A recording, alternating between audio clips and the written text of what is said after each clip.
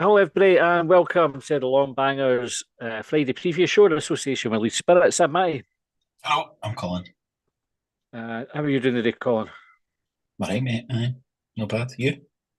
I'm doing all right. I think this is still locally broadcasting, but we're starting Was it it now not? anyway, so I'm just going to carry on. Don't know. Sometimes there's a wee bit of lag with it, eh? So Yeah, I got if the you're watching and message. you're hearing this, then exciting. I Oh, got you the got a message message. already. Good, Yeah.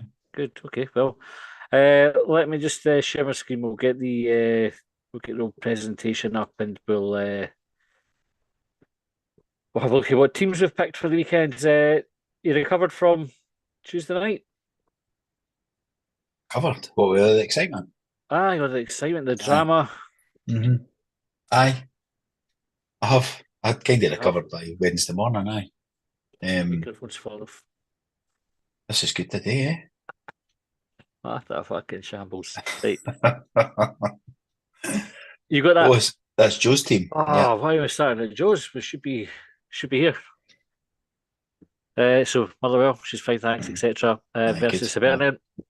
That's because Josh thinks it's one of these funny jokes that anytime he gets you to say the word Motherwell, he'll say, Is she's he? fine, thanks. Aye. Still?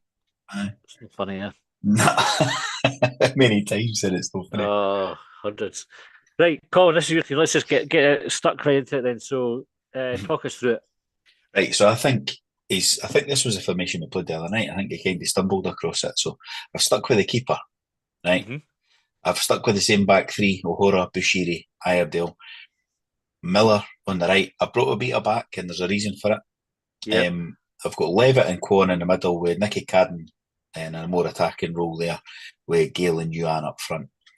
So I've stuck with the keeper because I think, well, he did make a couple of blunders, like no doubt, definitely the first one. Sorry, is it the first goal or the second goal? Doesn't it? Second. Second, the third goals, wasn't Yeah, second and third, aye. it? So definitely the cross. Unlucky that the guy managed to be able to finish it, but he definitely made a mess of it. Another one I think he should have saved as well, or done better with the save. But it's one game, small sample size, all of that.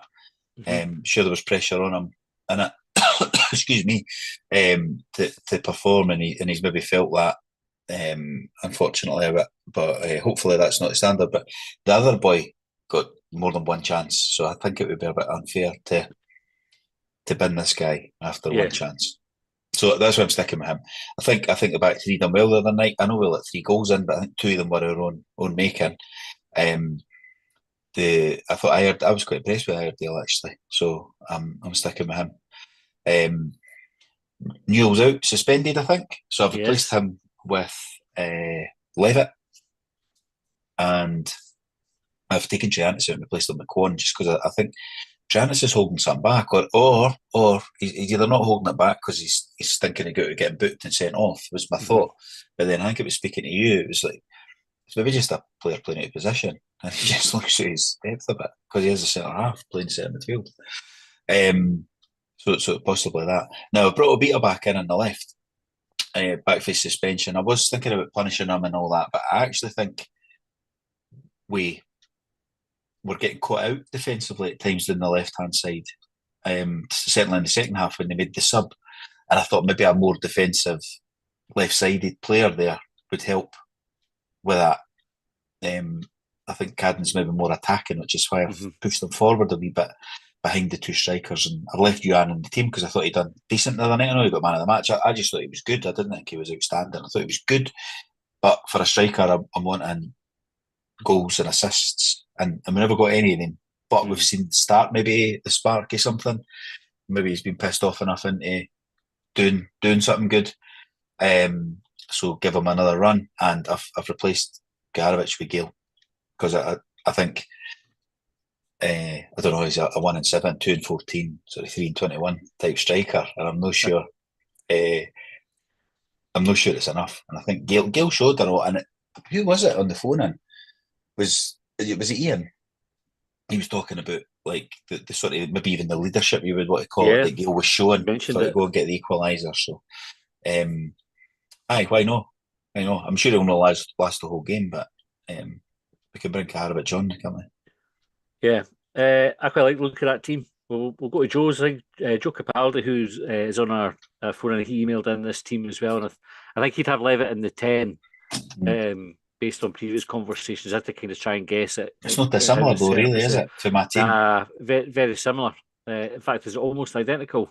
Yeah, he's got he's got Nicky Nicky Cadden, Cadden. Levitt, Oh, Kwon. it's Yeah, the I think same players it's actually. the It's the same, same same players. players, just like lined up slightly different. Joe said that he reckoned we'd win 3-2 with this team, which is fair enough. Then we've got Sandy emailed us in one. I'll get Sandy's rationale here. He said, hi, Matt and Colin. Great phone-in. Couldn't watch live, unfortunately. Had to do some tweaking on my selection based on injuries and suspensions and form. Goalie, I'm sticking with Smith. First start in 3 years with the Easter crowd. They're getting at him. Better man than me. He will improve. I gather Obita's on a 2-match ban. Someone said on the phone-in that Joe Newell was beginning a ban. So if that's the case, then Giannis to sit in front of the back three. But if Joe's not on a ban, then bye-bye Giannis. That defensive Ardale, O'Hora and Rocky played all right and most definitely start. When necessary, we can become a 5 at the back using Nicky Cadden in brackets. What a signing. And Lewis Miller, all excellent against Aberdeen. I have to bring in Levitt in a central role. His distribution is why we originally signed him. I really believe he deserves a shout, and I rate him over Josh Campbell. I picked Yuan for this one because he was outstanding. He has to do it consistently. Also, I'm sticking with Hoylett as he should be more effective, having been away with Canada. The jet lag should be gone by now. He looks slightly off form versus Aberdeen, perhaps. Gale definitely is in. He earned it for awareness in the box for Rocky's goal. Kaharovic is not getting the ball in the net, so I dropped him to the bench. What a game, by the way, versus Aberdeen. Depression to elation and back again. Finished with elation. Fought bravely all game. It's a turning point. We can use this now, onwards and upwards. Glory, glory to the high bees. So there's a bit out. I don't know. I thought Obita only had a 1-match ban for it. So somebody said it. Now that rings a bell though, that he was out for 2. On the I hope not, because I've picked him. in a group, so that in a chat, it rings a bell. But I kind of went back assuming it's just one. But I'm sure in a group chat I'm in, they said there was a 2-match ban, and if it is, that does change my team, and I would probably just put Cadden back there and bring Hoylett back in for anybody that's interested. From my point of view. Aye, I thought it was just a 1-game. I had a wee look earlier on, and I could only see it being a 1-game one. So that's what I've based mine on. This is mine here, and again, not really any surprises to what's been picked already. Slightly different in that my midfield have gone Triantis, Hoylett, and Levitt, and you could have tossed the coin with Triantis and Kwon. Like I was like, right, maybe just stick with Triantis, Hoylett, and Levitt. I thought one can sit, one can go forward when when they need to. If somebody's going forward, because I trust Hoylett to get the ball forward, and Levitt I think has that about him as well. I actually thought Hoylett was quite good against Aberdeen, and I know when we were having the phone in, folk were talking him down a wee bit, but there was a few touches that he had, especially how he was taking the ball in on the turn. That reminded me very much of Latipi. It's a very, very similar style. Not quite obviously the same quality player as Latipi was, but I'm quite happy to have him in the team. And I did the same, Gale and Yuan up top. I think Kaharovic just isn't doing it for me. There's a few players in the team that aren't really doing it for me. I actually saw a post on Hibs earlier on saying that they wouldn't be disappointed if all the loan players went in January. If we kind of asked for our money back on them. Yeah. And I would probably agree with that. So if Chantis and Kwon, the goalie, and Kaharovic were to exit the club in January, able to bring in better, then I wouldn't be disappointed with that at all. Yeah. Yeah, I think I agree with you on Hoylett. I don't think he was that bad the other night. I was a bit surprised. I don't know if I've not read much about the criticism online, but I've definitely heard it in the phone and stuff. I thought certainly first half, but he does tire, He does, but I thought first half him and Yuan were linking up, and actually some of the best play was coming, and that's Yuan went on to get man of the match, I think, based on some of the link up play. Yeah. I like Hoyle as a player. Anyway, I think the one thing that the criticism I would have of him is he doesn't. We've not seen the numbers from him that he was racking up by Aberdeen in terms of goal contributions. I think that still needs to come, but I'm not sure how much of that is his fault and how much of that comes down to just not having the quality in the box to get on the end of the chances that he's creating. So Uh, So I, nobody's changed the goalie then, all the teams that we've nah. had on the scheme. I mean, it's one of these ones that you could toss. It's like Zippy and Simon Brown, isn't it? Like you didn't really trust either of them, but I it, trusted Simon Brown much more than I trusted Zibby. aye, Right, just be clear on that. okay. Um, but they were both like he was the best in a bad bunch, wasn't Simon Brown it wasn't great, right, but he got a harder press because he was there with Zibby at the same time, and I think they sometimes get tarred in the same brush, tarred with the same brush, so that they get all grouped together. he? Aye. Okay, right. We'll have a wee look at the form guide. Let's bring that up. Just get the old PowerPoint, and we'll have a look at the form guide. There was some suggestion, Colin. I got a message, let's see where it came from, for somebody that said that Gray had been told 2 wins out of 3 for the last 3 games is what he needed. And obviously, he can't get that now. That We had must a be bit of a wrong then. chat. Well, we said that they're not going to sack him if he wins on Saturday. So I reckon 4 points out of the 9 will probably be enough for him. Do you think we're I can't remember if I asked you last night or whether it was just the guys on the phone in. Is he at the winner bust stage with Saturday? Is it like a do No, or die? I don't think so. I think it's a must win, like for us, for the point of view we're bottom of the league and we need to get out of there. But I don't think he's getting sacked if we draw tomorrow. If we lose, there'll be loads of rumours again because that's what happens.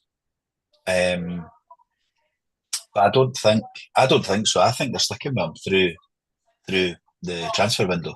I don't think he'll go in December. No, I can't make up my mind.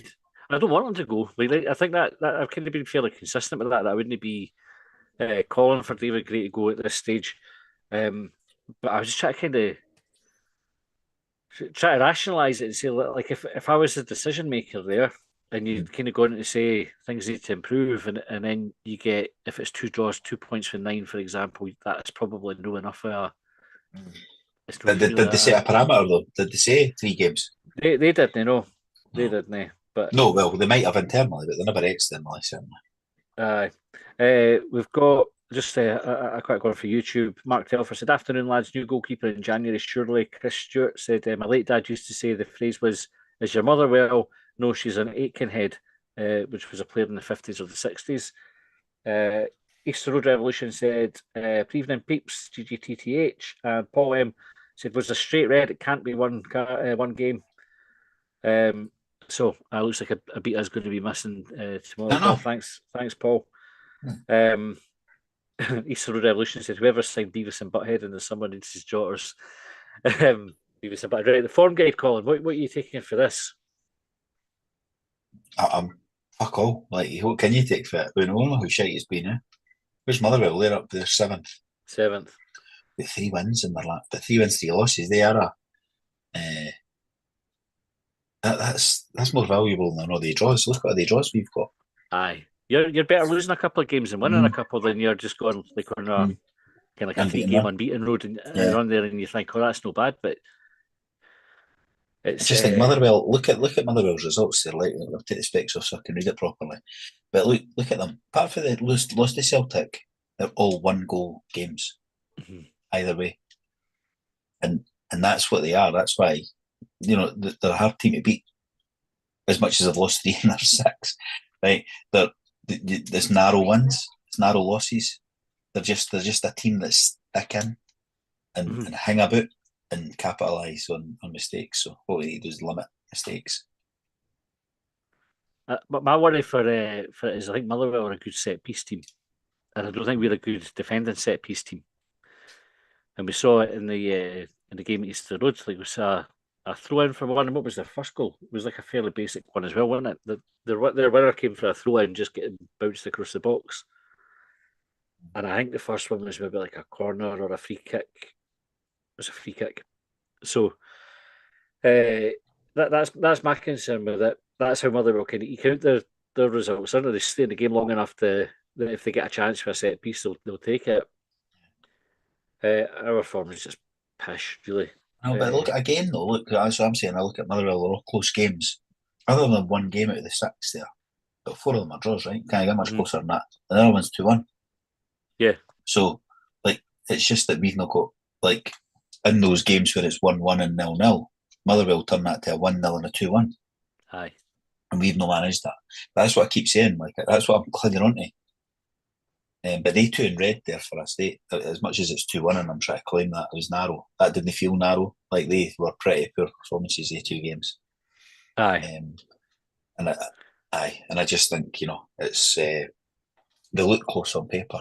But Motherwell's the same. It's just that they've got that mentality or whatever to go in and win a game. What do you think of the comparison that gets made with Kettlewell and last season, the bad run that he went on in Motherwell? So they just riding that out and getting on the time to turn it around has been a bit of a benchmark for how Hibs should handle David Gray. Do you think there's merit in that?